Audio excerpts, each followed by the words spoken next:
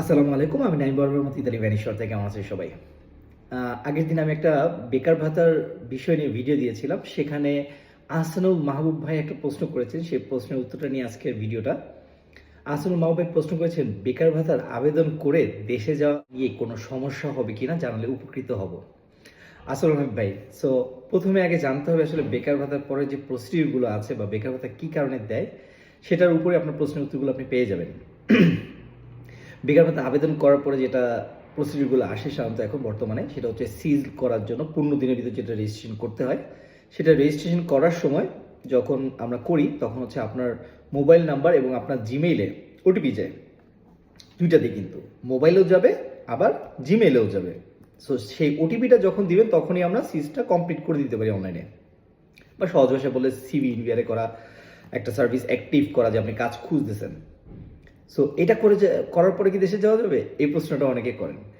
এটা করার পরের ধাপটা হচ্ছে আপনাকে চেন্ট্রোপের লিম্পিয়েগো প্রত্যেকটা শহরেই কাজ খোঁজার জন্য যেই সরকারি অফিস বলা যেতে পারে চেন্ট্রোপের লিম্পিয়েগো, সেখানে আপনাকে অ্যাপয়েন্টমেন্ট দিয়ে থাকে। যে তারা কেন অ্যাপয়েন্টমেন্ট দেয় আপনার পাতুদি সার্ভিস অ্যাক্টিভ করার জন্য, অর্থাৎ আপনি যে সক্রিয়ভাবে কাজ খুঁজতেছেন এবং তারাও আপনাকে কাজ খুঁজে দেওয়ার জন্য সহযোগিতা করবে, অথবা কোর্স করিয়ে আপনাকে দক্ষ বাড়ানোর জন্য চেষ্টা করে। কেন? কারণ বেকার ভাতাটা কেন দেয় এটা যদি আমরা বুঝি তাহলে এই প্রশ্ন উত্তরগুলো আসলে এসে পড়ে। কারণ বেকার ভাতাটা দেওয়া হয়, আপনি একটা কাজ হারিয়েছেন নিজ ইচ্ছায় না, মালিক পক্ষ আপনার কন্ট্রাক্ট রিনিউ করেন বা যে কোনো কারণে এখন আপনার কাজ নাই। সো সরকার চায় যে আপনি আরেকটা কাজ খুঁজে পাওয়ার আগে যাতে আপনি চলে ফিরে খেতে পারেন, যাতে আপনাকে না খেয়ে মরতে না হয়, সহজ ভাষায় যদি বলি। সো সেক্ষেত্রে বেকার ভাতাটা দিচ্ছে যাতে আপনি কাজ খুঁজেন। বাট এই প্রসিডিউরগুলো যে সিজ করা বা চেন্ট্রোপেল লিম্পিয়াগোতে যাওয়া, এই প্রসিডিউরগুলোর মধ্যে দিয়ে ওরা দেখতেছে যে আপনি সক্রিয়ভাবে কাজ খুঁজতেছেন, এবং ওরাও চেষ্টা করে যে আপনাকে কাজ খুঁজে দেওয়ার জন্য বা কোর্স করে আপনাকে দক্ষ করার জন্য, যাতে আপনি খুব সহজে আরেকটা কাজ খুঁজে পেতে পারেন। এখন সেকেন্ড প্রশ্নটা আসে এইভাবে যে ভাই তাহলে চেন্ট্রোপেল লিম্পিয়াগোর যদি অ্যাপয়েন্টমেন্টের কাজটা সেরে তারপর দেশে যাই তাহলে কি কোনো সমস্যা হবে? তাহলে তো সবগুলো প্রসিডিউরই শেষ করে ফেললাম। এক হিসেবে প্রসিডিউরটা শেষ করলেন, তারপরও যেই সমস্যাটা হয় তারপর আসলে যাওয়া যেতে পারে নিয়ম অনুযায়ী না, নর্মালি আপনারা অনেকেই যাই আমরা আসলে।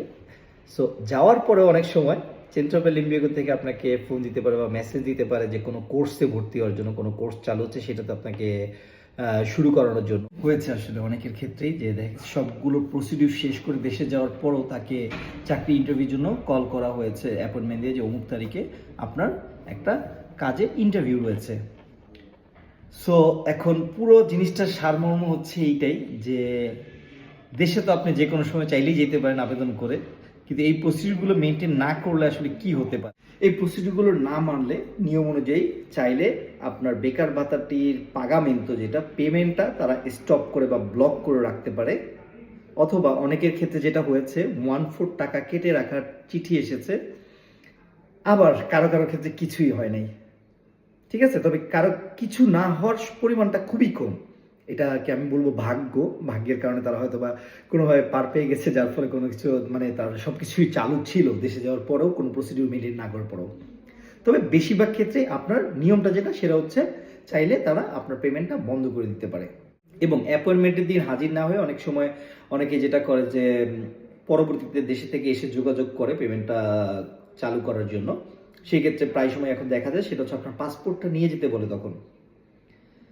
সো পুরো বিষয়টাই আমি খুলে বললাম। এরপর হচ্ছে আপনারা নিশ্চয়ই বুঝতে পারছেন যে দেশে যাওয়া যাবে কিনা বা গেলে কোনো প্রবলেম হবে কিনা। ভালো থাকবে সবাই। আর সবসময় কোনো কিছু জানতে চাইলে অবশ্যই কমেন্টস করবেন, চেষ্টা করবে যদি ডিটেলস বোঝানো লাগে তাহলে আমরা সেইভাবে একটা ডিটেলস ভিডিও দিয়ে আপনাকে বুঝিয়ে দেওয়ার।